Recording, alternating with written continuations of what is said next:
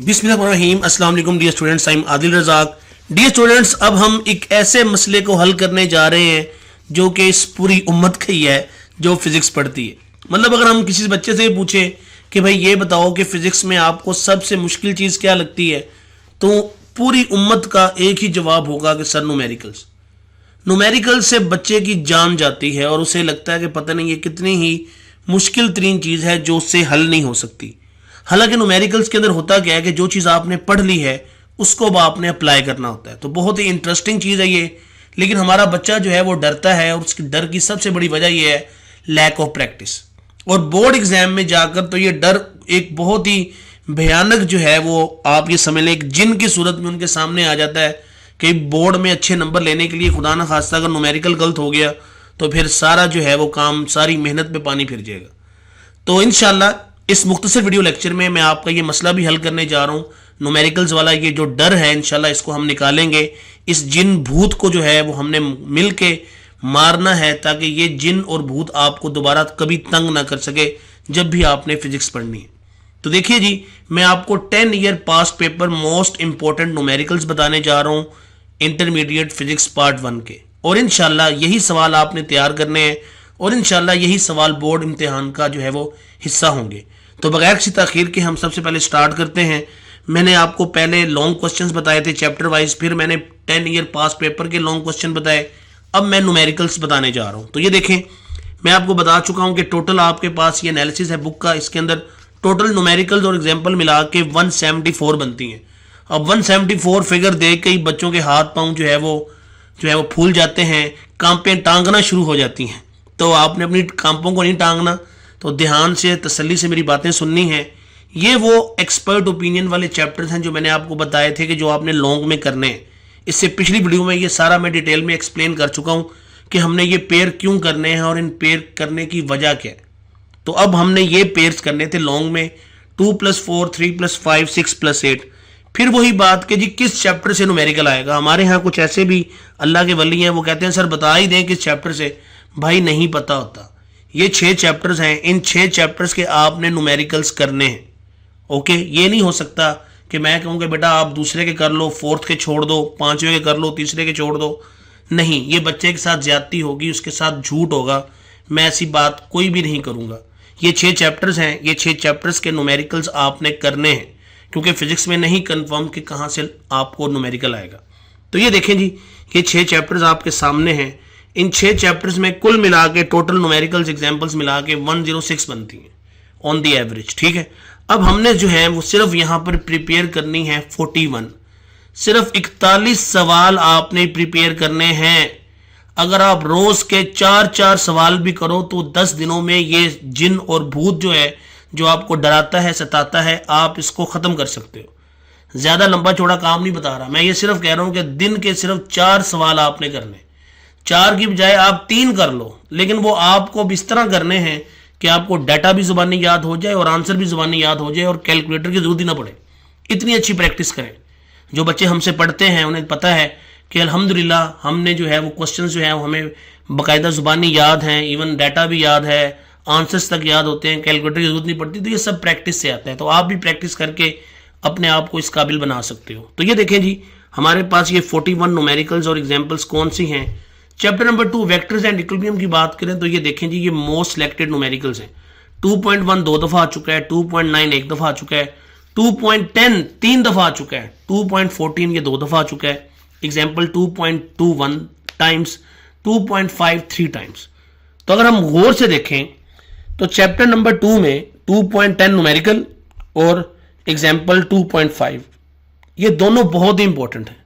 तो ये आपको जुबान नहीं आनी चाहिए। फिर कह रहा हूं प्रैक्टिस इतनी अच्छी करो। चैप्टर नंबर 3 पे आ जाओ, मोशन एंड फोर्स पे। तो देखो भी यहाँ पे 3.8 3 दफा, 3.9 2 दफा, 3.10 9 टाइम्स। तो मोस्ट इंपॉर्टेंट 3.11 3 दफा। एग्जाम्पल की बात करें तो 3.2 3 दफा आ चुकी है, 3.5 1 दफा, 3.6 1 दफा। तो चैप्टर 3 में से फिर सबसे इंपॉर्टेंट कौन से हैं?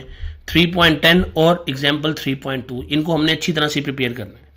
चैप्टर नंबर 4 में आ जाओ तो चैप्टर नंबर 4 में ये आपके सामने सारी डिटेल है, आप देख सकते हो। तो देखो जो 4.4 न्यूमेरिकल है ये 3 दफा आ चुका है, 4.8 4 दफा आ चुका है, इसी तरह 4.3 ये भी 4 दफा आ चुका है। तो ये हमारे पास चैप्टर नंबर 4 के अंदर न्यूमेरिकल्स हैं, और ये आप देख सकते हैं कि चैप्टर 4 में से न्यूमेरिकल्स चेंज होके आ रहे हैं, मतलब यहां पर ज्यादा जो है वो न्यूमेरिकल्स हैं। ये सारे आसान है, मुश्किल नहीं है। मैं तो आपको ये कहूंगा कि चैप्टर 4 के सारे न्यूमेरिकल्स करो, ठीक है। और अगर आपने मोस्ट इंपॉर्टेंट करना है तो भाई तीसरा, चौथा, आठवां, इनकी अहमियत ज्यादा है। और एग्जाम्पल 4.2 ये 3 दफा आ चुकी है, ये आपने लाजमी करनी है। इसके बाद चैप्टर नंबर 5 सर्कुलर मोशन, 5.2 7 दफा आ चुका है, 5.3 3 दफा, 5.6 5 दफा, 5.7 न्यूमेरिकल 3 दफा। तो आप ये देख सकते हैं कि यहां भी दूसरा, तीसरा, आपके पास छठा और सातवां, कुल मिला के यहां भी आई थिंक 9 से 10 न्यूमेरिकल्स हैं चैप्टर नंबर 5 में, और वहां भी 4 इंपॉर्टेंट हैं। इन चारों को आपने अच्छी तरह से करना है, ओके। इसी के साथ एग्जाम्पल 5.1 1 दफा आ चुकी है, 5.5 2 दफा आ चुकी है। तो बच्चे अक्सर ये सवाल करते हैं कि सर एग्जाम्पल्स भी आ सकती हैं। भाई एग्जाम्पल्स आती हैं, और ये एनालिसिस आप देख सकते हो कि उसने समटाइम्स बच्चा न्यूमेरिकल करता रह जाता है, वो एग्जाम में एग्जाम्पल आ जाती है, बच्चा वहीं पे जो है बेचारा वो फ्लैट हो जाता है कि यार अब क्या करूं, मैं तो सारे न्यूमेरिकल्स करके आया हूं। तो एग्जाम्पल्स भी करनी है, लाजमी करनी है। एग्जाम्पल्स ये देखें, आप नजर आ रहा है आपको कि एग्जाम्पल्स भी आई हैं और बार बार आ रही हैं। तो इसीलिए न्यूमेरिकल्स भी कीजिए, एग्जाम्पल्स भी कीजिए। फिर कह रहा हूं, ना सिर्फ अकेली एग्जाम्पल्स करनी है, ना सिर्फ अकेले न्यूमेरिकल्स करने हैं, बल्कि इन 6 चैप्टर्स के न्यूमेरिकल्स प्लस एग्जाम्पल्स लाजमन करनी है। चैप्टर नंबर 6 आपके सामने है जी। 6.2 2 दफा आ चुका है, 6.4 1 दफा, 6.5 1 दफा, 6.7 8 टाइम्स, 6.9 5 टाइम्स। तो ये 2 ज्यादा इंपॉर्टेंट जो है वो न्यूमेरिकल्स हैं। इस तरह एग्जाम्पल 6.1 3 दफा, 6.2 1 दफा।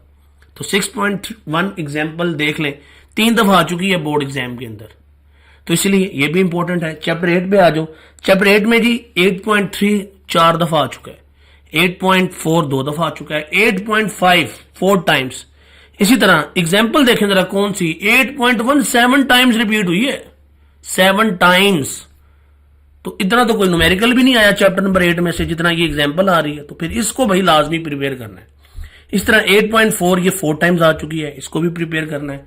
तो ये जी हमारे पास थे पेयरिंग स्कीम के अकॉर्डिंग। ये दोबारा से देख लें आप कि ये था जी हमारे पास पेयरिंग 2 + 4 3 + 5 6 + 8। मैंने आपको बोला ये पेयर करो, और इस पेयर के अंदर ये मैंने आपको चैप्टर वाइज, ये आप देख सकते हो, मैंने इन 6 चैप्टर्स के आपको न्यूमेरिकल्स बता दिए, जो कि अगर हम एड अप करें तो टोटल 41 बनते हैं। तो ये आपने काम करना है, ये न्यूमेरिकल्स हैं। और अपना डर निकालो भाई, इसको बार बार प्रैक्टिस करो, इंशाल्लाह कोई चीज मुश्किल नहीं है। टीचर से हेल्प ले सकते हो, अगर आप मुझसे कोई चीज जो है वो डिस्कस करना चाहते हो, समझना चाहते हो, तो मेरा नंबर आपके सामने है, आप मुझसे डिस्कस कर सकते हो, मैं अपने नोट्स आपके साथ शेयर कर सकता हूं। तो इसीलिए बिल्कुल भी जिस तरह कहते हैं जी घबराना नहीं है, तो बिल्कुल नहीं घबराना, काम करना शुरू करो, इंशाल्लाह सब चीजें जो है वो स्मूथ हो जाएंगी, ठीक है। फिर यहां पर छोटी सी जी एक आपके लिए मोटिवेशनल स्पीच है, वो यही है, लंबी लंबी तकरीरें मैं नहीं करूंगा। Hard work versus smart work. बच्चा मेहनत करता है लेकिन वो प्रॉपर डायरेक्शन में नहीं होती तो रिक्वायर्ड रिजल्ट नहीं आता। तो इसलिए भाई स्मार्ट वर्क करें, आप अप टू द मार्क काम करें, और इंशाल्लाह आप देखेंगे कि जिंदगी भी आसान हो जाएगी, जिंदगी गुलजार भी हो जाएगी, चेहरे पे रौनक भी आ जाएगी, दिलो दिमाग जो है वो हर टाइम खुश रहेगा, ठीक है। और आपको एक जो है वो राहत फील होगी अच्छे रिजल्ट की वजह से।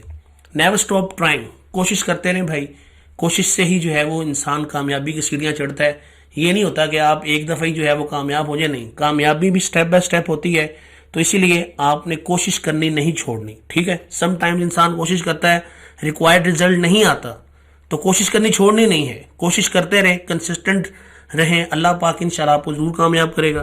फिर जी fail, first attempt in learning. तो फेल का मतलब ये नहीं होता कि आप अब पूरी जिंदगी आपके ऊपर एक ठप्पा लग गया जी कि आप फेल है ना।